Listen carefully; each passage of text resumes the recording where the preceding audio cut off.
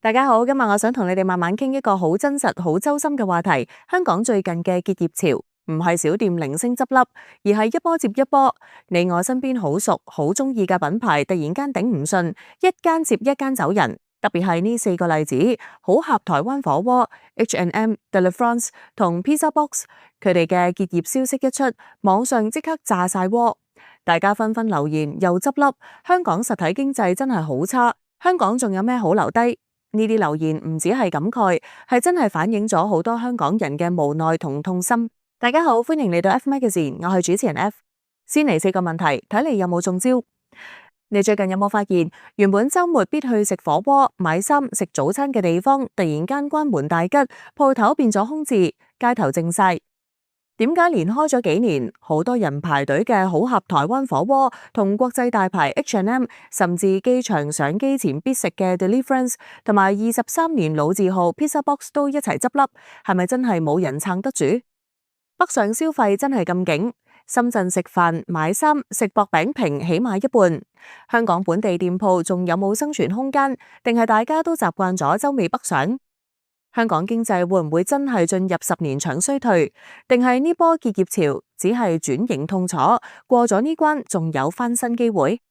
在開始之前，請訂閱我哋嘅頻道，開啟通知鐘，唔好錯過最新更新啦。好，開始。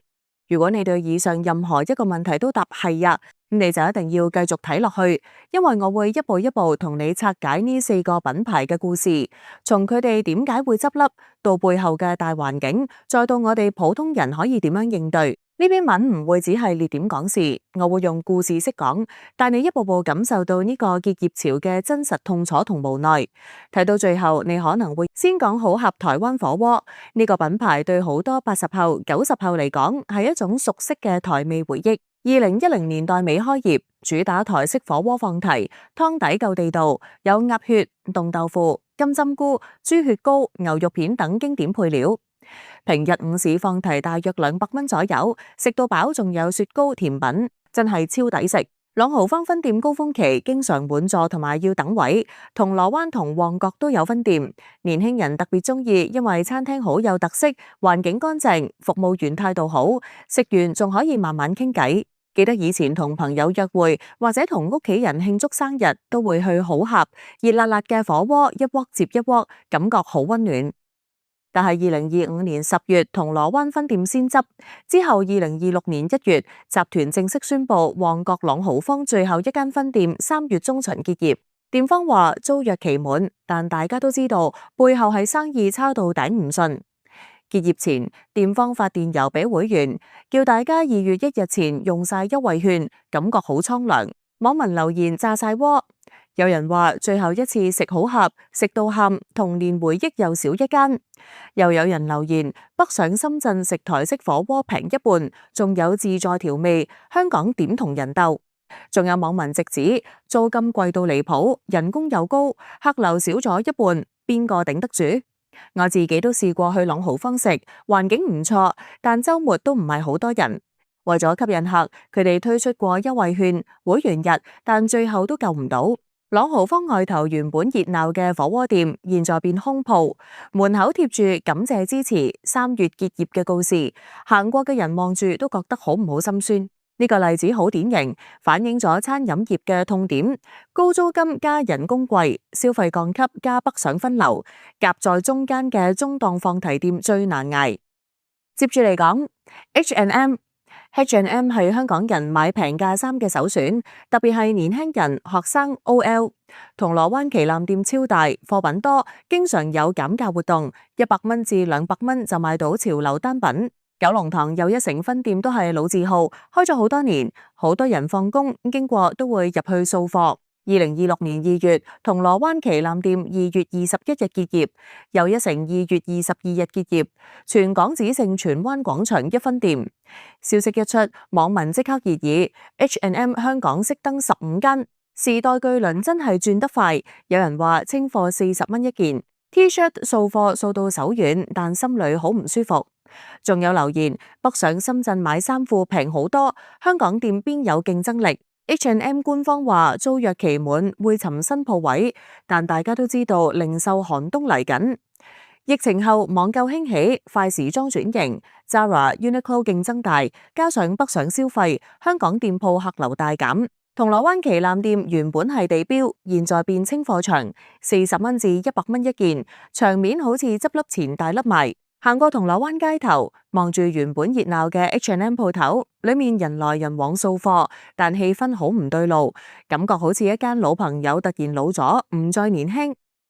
再講 Delivrance 係法式輕食始祖，香港開業超過20年，特別係機場分店，陪伴咗無數旅客同機場員工16年。牛角包、芝士火腿、三文治、咖啡、蛋撻，價錢合理，味道穩定，係好多人趕早機或等轉機嘅首選。每次趕早機行過機場出發大堂，聞到陣陣牛角包香就覺得安心。